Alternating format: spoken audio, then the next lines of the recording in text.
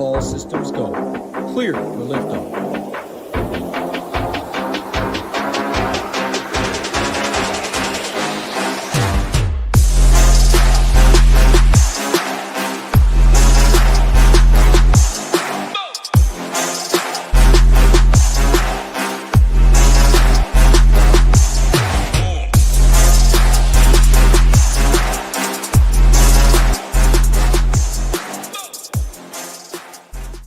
What is going on, everybody? Hope you're having a great week so far. We're talking some fights, and it is not on Saturday. It is on Sunday, the rare Sunday UFC card, UFC Freedom 250 at the White House. I'm excited. With that being said, I do not like seeing 7 fights. We talked about it a little bit last week, though. I said, all right, DraftKings better do the right thing. I don't even know if there's such a thing as a classic 7-game slate. Hit up the rep. Dan the man, he did confirm that it would be a captain showdown, about 23,000 people. So similar to what the NBA conference finals were for showdown wise. Captain format, many are probably familiar from NFL or NBA or MLB for that matter, but it's 6 spots, but you have to pay 1.5x the price tag for whoever you do put at the captain spot, and then you get 1.5x the points for whoever you put up there as well. So a little more interesting dynamic in the sense of you do need to get that right captain, and prices change. So you don't just have 6 fights of the 7 on the classic slate that will be optimal. They did it right. I still think it's pretty difficult. We will talk through the strategy, go fight by fight like always. Big Marley, any initial thoughts on this card from real life? Obviously, this has never been done. If you just want to talk like weather, temperature wise, anything you want to mention before we do go break down fight by fight. Yeah, man, everything about this is different. Like trying to build lineups is super different. Sunday, we got only 7 fights. It's going to be at the freaking White House outside. The weather is looking like 90 degrees possibly during the day, maybe showers at night, but I did see they have a rain cover if that happens. So I'd imagine it's going to be fine, but weather-wise, I would look for gassers to gas faster. Other than that, I'm not really taking too much into account. I feel like everybody's going to be prepared enough, but you can't really just prepare for your cardio for 90 degrees when you're used to fighting in AC. So, I mean, we'll talk about it as we go along, but I think this is the trickiest card we've ever had. I've been trying to build lineups by hand, and, man, they're ugly, dude. So I don't know what I'm about to do. I'm looking forward to talking to you about it. Hopefully you can help me out, but I don't really play the captain slate, so we'll see how this goes, I guess. Yeah, I definitely don't play it much myself. I play cash games, do not for tournaments. I have been looking a little bit ahead of time, though, how lineups do look when people play it. The problem is it's usually like a 1,700-person tournament, and now you're timesing that by 10 or whatever, maybe even more than that, like a 15x increase in the prize pool and the player pool. So it's difficult. So my initial thoughts, for weather report, what's going on, UFC pickles, UFC picks and balances. Big Marley just did give that weather report. My initial thoughts is I don't really know how to do it because it's almost like going to ruin, I guess, my whole slate breakdown. So when we go through each fight, we'll talk captains, we'll talk flex. What I will say, though, is when you're talking captains, if you're playing a favorite, you are going to probably want the highest score on the slate. And then if you are picking an underdog, they can get there. If they score like 85 with just how roster construction and pricing works, that could be enough to be up top if only one dog wins on this card and you do have that dog as the captain. So if you're picking a lot of favorites and you do have one underdog winning, I definitely would mix in that underdog at the captain spot. Leaving money is obviously always viable. Mauricio Hoofy is the most expensive. These are flex pricings at 10K. So if you take out Hoofy and go like Sean O'Malley, let's say, at the captain, and nothing else has changed, and you leave that money, even if you have Hoofy in the flex, Sean O'Malley up top, but you had the money to flip it, that is definitely a way to get different in the showdown streets. With all that being said, Kim asked us earlier in the week, advice, like how to get solo. Are you going to do that? I do not think this is the best card to shoot for solo shippers. I think if you're chopping with even probably 30 people, you're good with that on this card. That is similar to more NBA showdown than it is NFL showdown. A lot of good lineups right out for NBA Showdown with like 30, 40 dupes because it's a projection game. MMA, UFC is not a projection game as much, but we only have 7 fights and 6. We have to pick 6 fighters. That does include stacking, but 6 of the 7 fights are expected to finish. So if all these finish early, that means the losers probably won't score much, which makes stacking a little more difficult. So stacking is viable. We'll talk about it in each matchup if we like it, if we don't like it. But yeah, more so you're picking 6 winners. You're going to have to mix in some underdogs, and I would mix in some underdogs up top. Any initial thoughts, any broad slate, captain mode, anything like that before we go fight by fight? No, man, I'm struggling big time hand building, so I'm kind of just waiting for projections to come out, see what I can do with an optimizer and see what that does for me. But yeah, this card is tough, man. I think you just got to get weird with it. Yeah, for sure. And I do just want to share our homepage over here at Shipping Nation because I think it's a great week to use SaberSim, to get uncomfortable. And SaberSim does allow that. Hand builds us a lot easier to be comfortable. ShippingNation.com right now, we do have our best deal, usually $99 for the month. Now only $49. You get all the sports above: NBA playoffs, NHL playoffs, PGA, MLB, MMA, NASCAR. You do get PGA Showdown as well. So we're doing this on Wednesday. Even if you're watching Thursday or Friday, there is Showdown content. SaberSim, Discord included. Bottom left, join the nation for some more packages. $19 for 5 days right here. As you can see, if you want to try us out for cheaper. Also do have single sport MMA if you are just playing MMA every single week. Less than $1 a day, you can get all of our content. Just $20 more. Can get SaberSim and the Discord. I definitely think you will enjoy it. MMA, we had a great weekend last week in the Discord. A lot of winners, so we will be looking to run it back this week. All right, let's share this. Let's zoom in, and we will talk the first fight of the night. An absolute banger. Diego Lopes, minus 155, taking on Steve Garcia, plus 135. Minus 250 for this fight to finish. Lopes plus 110 inside the distance. Garcia plus 225. Diego round 1 plus 275. Steve Garcia plus 450. When we're talking line movement, Diego Lopes opened minus 300.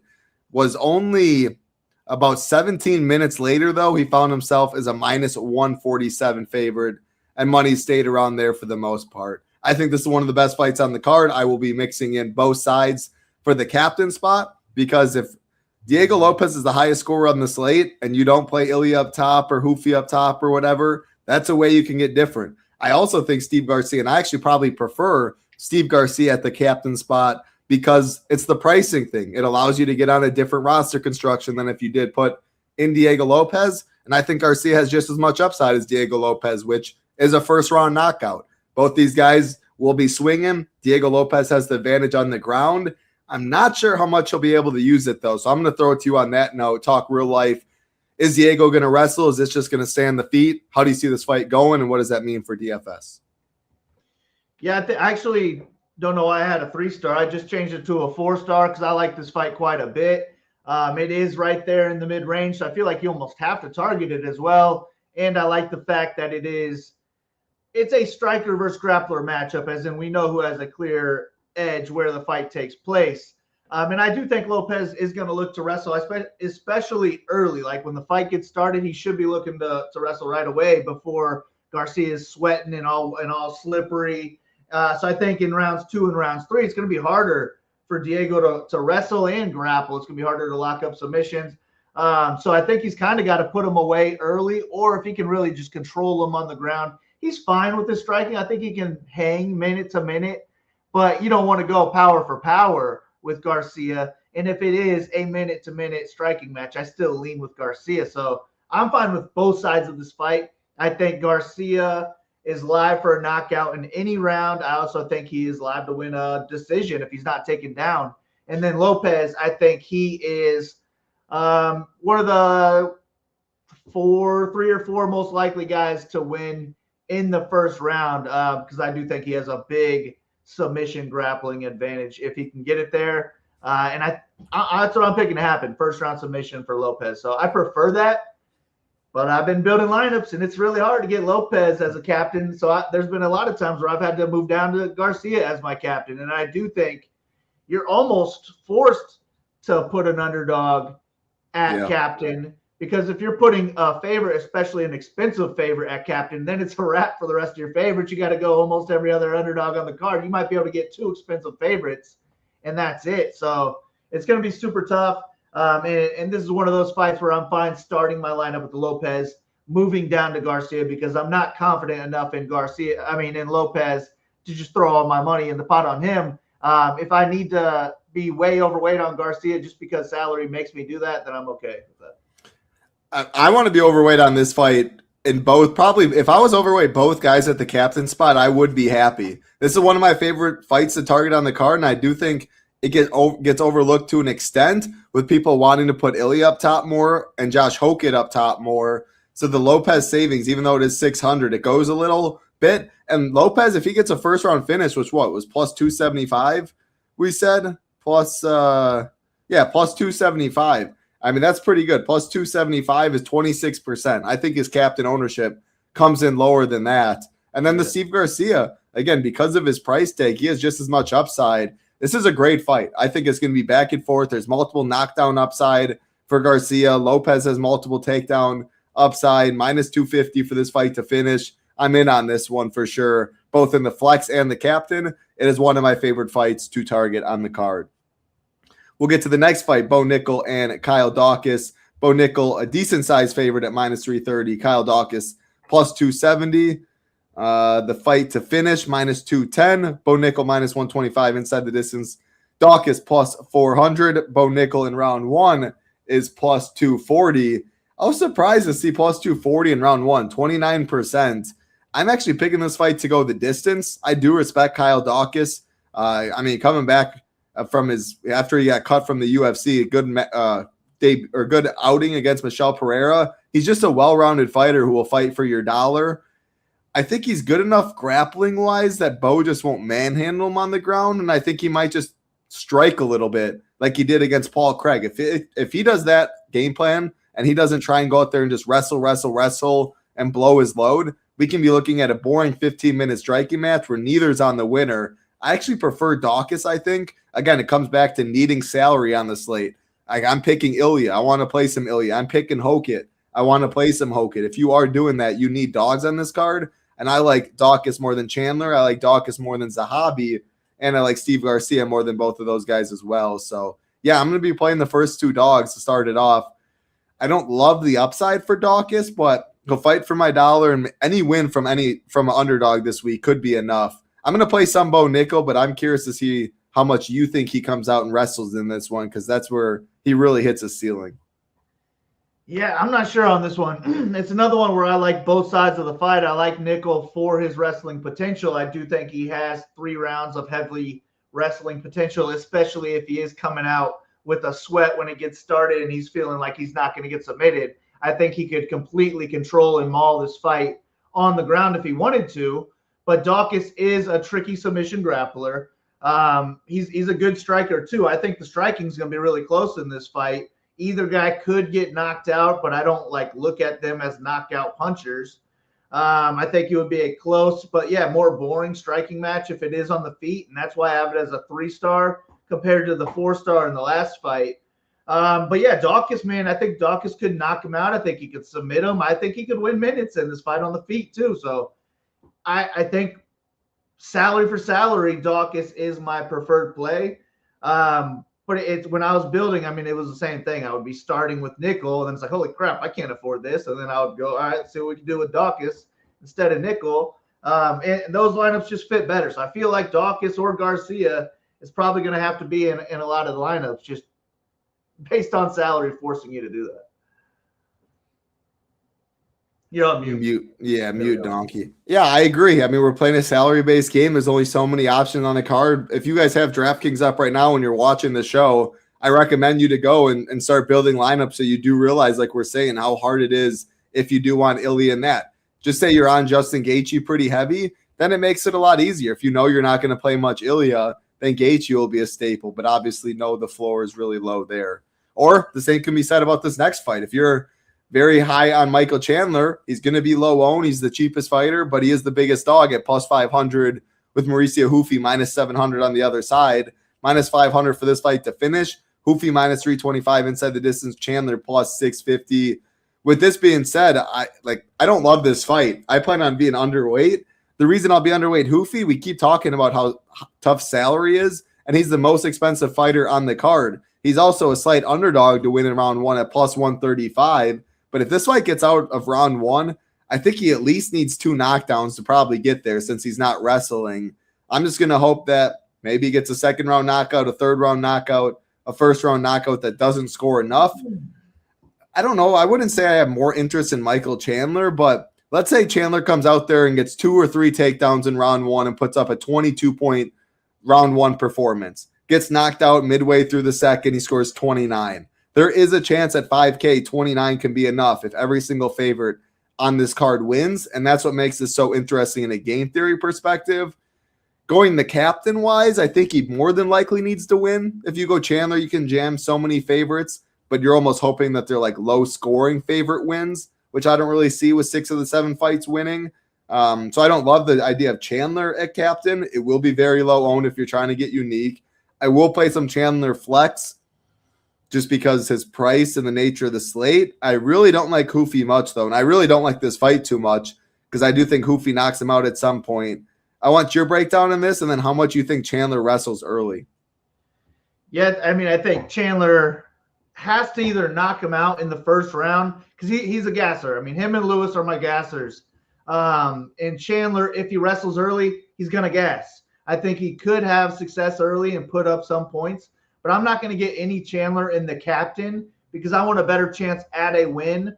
But I do think Chandler in the flex makes sense. And I also think you could stack this fight in kind of hopes that he puts up 20 points in a loss and then Hoofy puts up 110 with a knockdown or 2 along the way with a first or second round knockout. But I just think Hoofy is going to smoke him on the feet. I think he's so much better. He's going to look a lot bigger, longer, and just younger, faster. He's going to have so many advantages on the feet other than maybe raw power, especially right away. I just think Hoofy's going to knock him out at some point. And the more Chandler gasses, I mean, the more he wrestles, the quicker he's going to gas. And it's just going to be a wrap shortly after, I think. So I do like Hoofy, but I do think you also kind of need him to be round 1 or a multiple knockdown type of guy.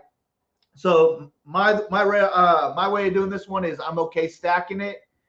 I'm okay using Chandler as a flex. And I'm okay with Hoofy as a captain just because I think that would make me different. I don't think he'll have a whole lot of interest in the captain because he is so expensive. But this is more of a flex fight for me because he is going to be hard to afford. And Chandler, I would just want his losing points. I really don't see Chandler winning this fight. I think he's going to get knocked out in the first 7.5, 8 minutes. For me, this is my second least favorite on the card. I can see the thing what you're talking about stacking. I'm not sure I get to it myself.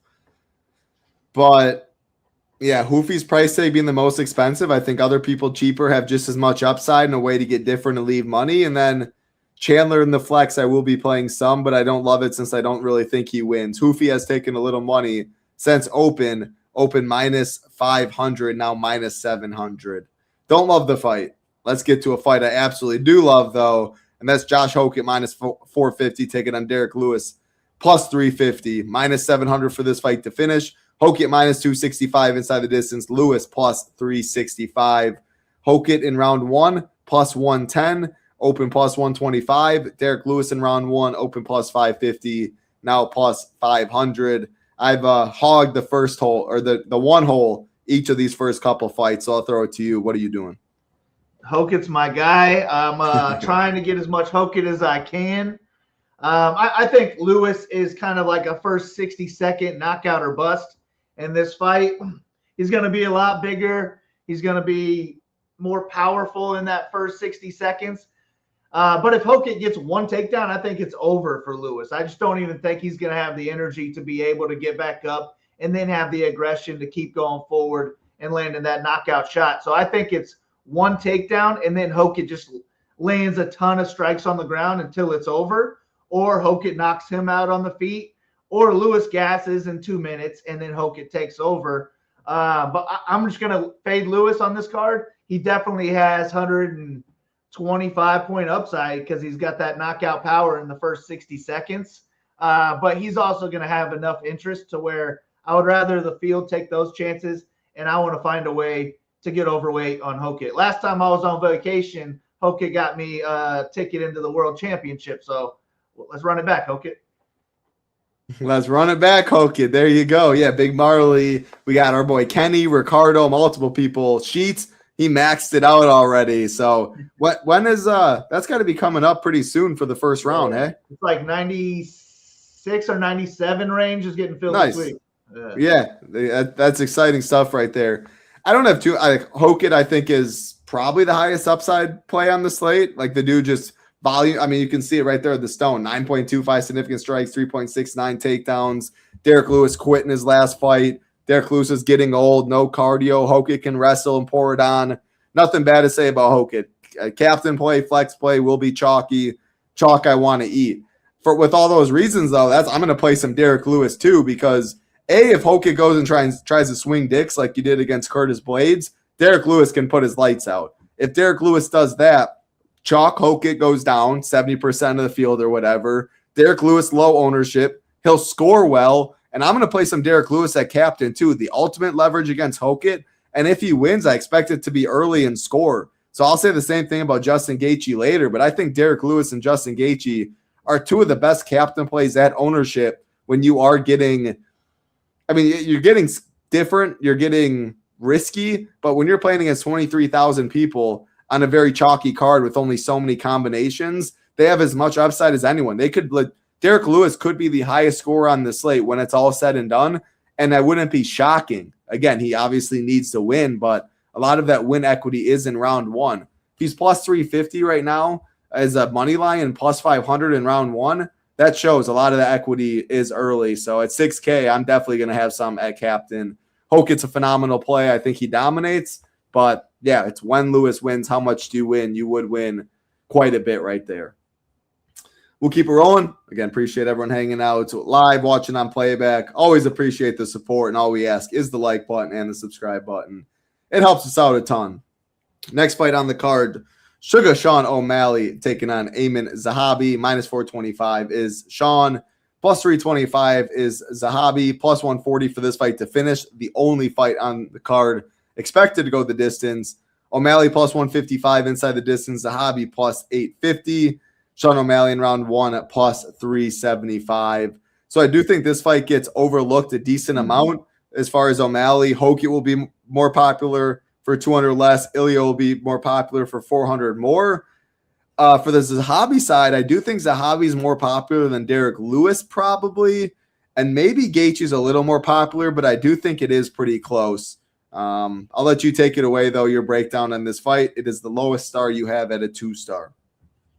Yes, my O'Malley's going to be my least favorite to target just because Zahabi's a tricky fighter to fight. I think he's going to be hard to hit. This is going to be a fight that's going to be outside. I don't think either one of them is going to be high volume. I look at this as a technical striking match for 15 minutes where we'd really be lucky to get a takedown from either guy. We would probably get almost all of our points from the knockout if that comes, but I expect the winner to score like in the 60s in a striking match in this one. So I really don't want that with O'Malley. I'm okay with that with Zahabi. Therefore, I'm not going to make 150 lineups on this card. If I was, O'Malley would be my least favorite play, but I'd still get to probably everybody. With my definite 20 or less this week, I'm thinking 10 or less.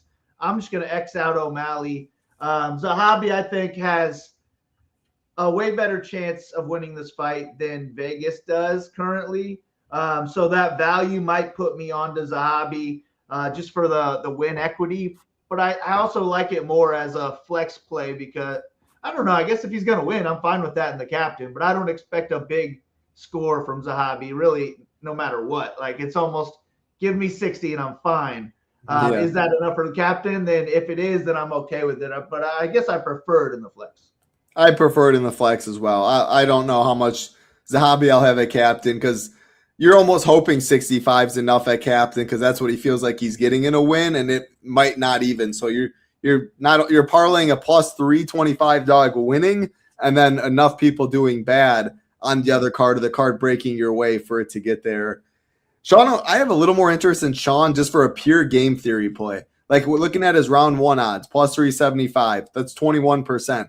I mean, if I know Sean's getting a finish in round 1, I'm loading up at captain since I think he'll probably be sub 10%. Again, Hokit, Ilia getting all of that. That's a solid round 1 prop while he has volume. And if I know right now Sean O'Malley's getting a first round finish, I'm thinking that there was a knockdown in there and then probably some volume.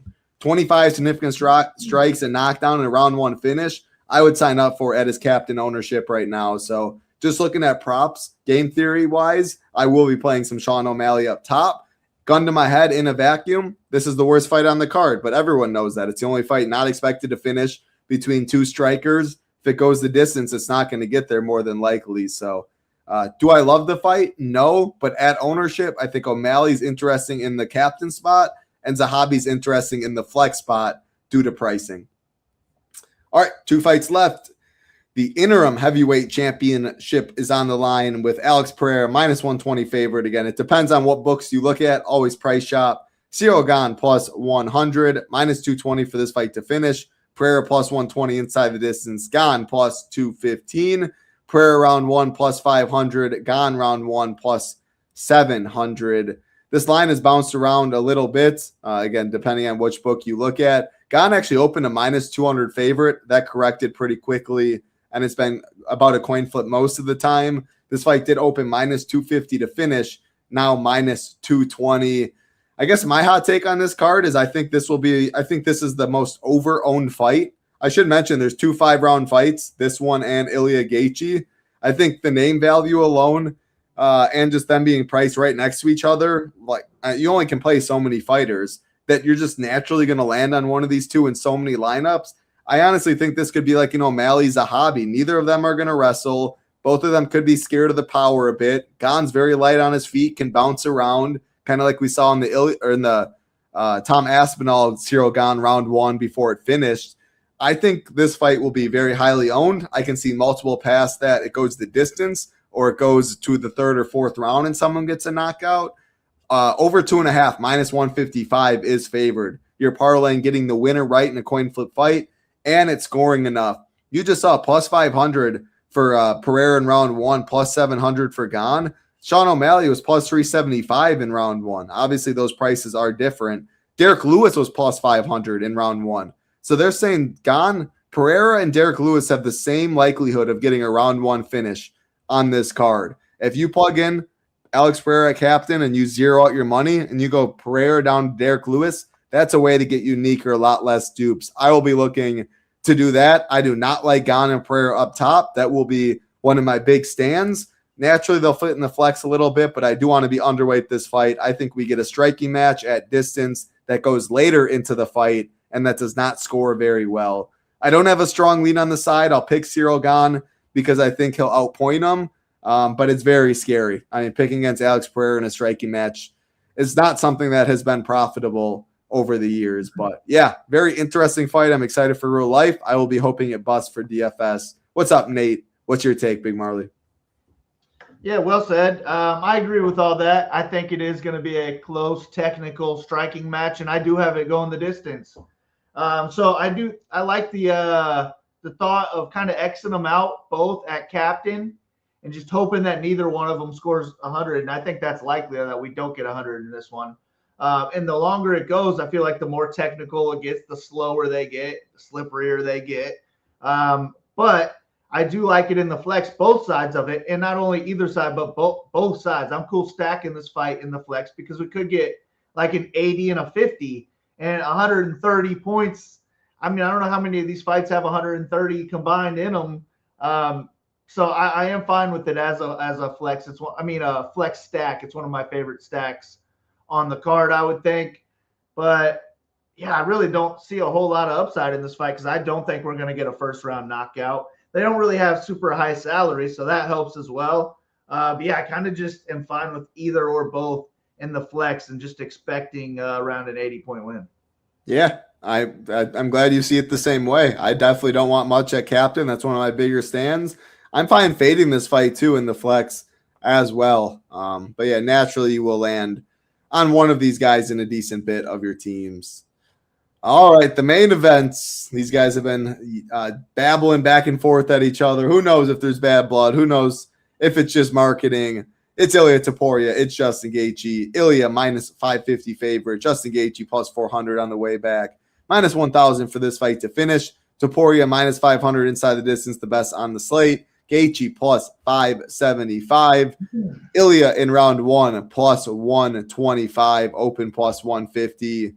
Just a great fight. I mean, there's no way I'm picking against Ilia. I think it's a step down from Volk, from Max Holloway, from Charles Oliveira, who Ilia slept all of them. So there's no way I'm picking against Gaethje. With that being said, Justin Gaethje, one of the most violent humans. If he can beat up the legs early, if he can land a big shot early, you never know how the fight game can go. I think Ilia is one of the most popular, him and Hokit. And at captain at flex, same thing I said about Derrick Lewis. You get the ultimate leverage with Justin Gaethje.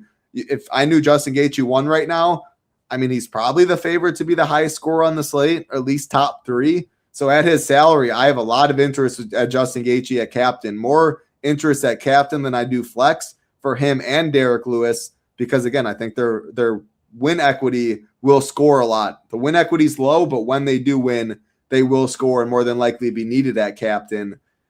How much do I love the stack? I'm going to play the stack a little bit. This would be my favorite if I had to pick on the stack, and that's just hoping Ilia comes out there and tries to box. Gaethje has moments. It maybe goes to the second or third round, high-paced. Ilia gets a knockout. Gaethje scores 35, and that be enough. Do I love it? No, but I don't really love any of the ideas of stacking any of these fights. But, again, you only have to pick 6 fighters, and there's 7 fights. So I will be allowing stacks on my teams. And I think this is my favorite with the pricing. But, yeah, I think Ilia sleeps him when it's all said and done. And if he continues to go on this run, like if he goes and he beats Arman Tsarukyan next, which is the only fight to make, he's going to be in that GOAT category, in that GOAT talk for a little while until someone beats him. So, yeah, I'm excited for this one. Ilia, I got winning, but I think the better DFS play is probably Gaethje because you'll win a lot more money if you do get it right. So, yeah, what do you see? Yeah, I like all that. Give me Topuria to win, probably by knockout at some point. He's just got nasty power, but he's also the nastier grappler too if it goes to the ground. But Gaethje, one of the most exciting fighters in MMA history. He's gonna bring a pace. He's gonna bring it at the White House too. So yeah, Gaethje's price, I'm absolutely cool with the stack. I'm cool with Gaethje by himself. I'm cool with Gaethje and captain. I'm cool with Gaethje in the flex. I'm cool with anything on this fight. I'm just making it a 5-star because I really do want to include at least one of them in probably every lineup that I hand build. If I end up making my lineups completely with SaberSim, then I'm not going to make that a rule, but I'm kind of going to be looking through, especially if I'm limiting the ones I'm picking, I'm kind of going to be looking through, making sure I see the name Topuria or Gaethje at least somewhere in there, because this is my favorite of the 5-star. Like I only have 2 5-stars. I tried to make it to like you can see my ranking on how I like the fights. This is my favorite one to target, but Hokit is my favorite fighter to target. But yeah, this is Hokit's card. Yeah. I think Hokit would be my favorite too. He just has so many paths to get there. Again, do remember, not only is Ilia Gaethje 5 rounds, but Ciryl Gane, Alex Pereira also is 6 of the 7 fights expected to finish. Let's rank our top 3 favorites in terms of having to stack. I had said Ilia Gaethje 1 because of the pricing. I'm going to say Diego Lopes, Steve Garcia 2 for me. I could see that being an all-out war. Like if you tell me people got knockdowns on, like both fighters got a knockdown, I actually think that would be the fight I would. Actually, I'd pick Ilia Gaethje if both fighters got a knockdown, but Diego Lopes Garcia would be the other one I would pick. So I'll pick that as my second favorite.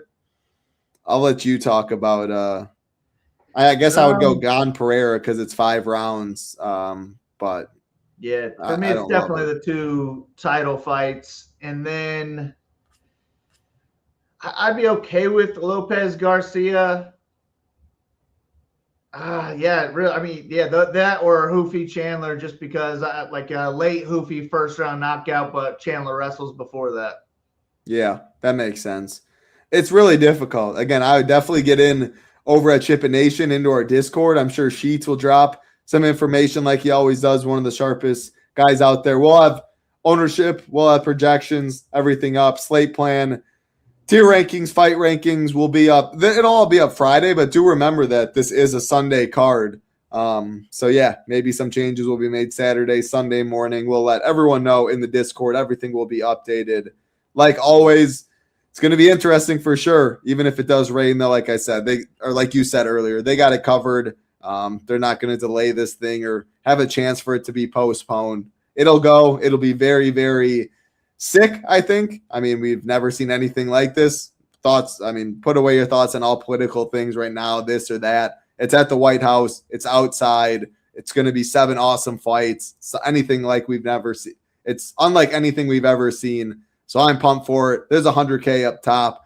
There is money to be made, and I hope one of us, Big Marley, or someone watching with the Shipping Nation logo is at the top when it is all said and done. Great to see you, Daniel. I love your picture. Good luck this week. Big Marley, what are your final thoughts before we get on out of here? Yeah, looking forward to it. I'll be on the beach watching this one, so it'll make it even better for me. But hopefully it's fun to watch. Hopefully it is actually a fun DFS card. I'm not really looking forward to it from a DFS perspective, but my mind could be changed once this fight gets started, especially if I have a lot of the winner in that Lopes Garcia fight. But looking forward to a good one. Go Hokit. Go America. Good luck to you, Title. Good luck to everybody listening. Let's ship it. Let's ship it is right. Good luck, everybody. Awesome stuff as always, Big Marley. You enjoy your vacation. Let's get some Shipping Nation logos to the top. We will see you in the Discord. For Big Marley, I'm Title Town. Be safe. Good luck. Peace.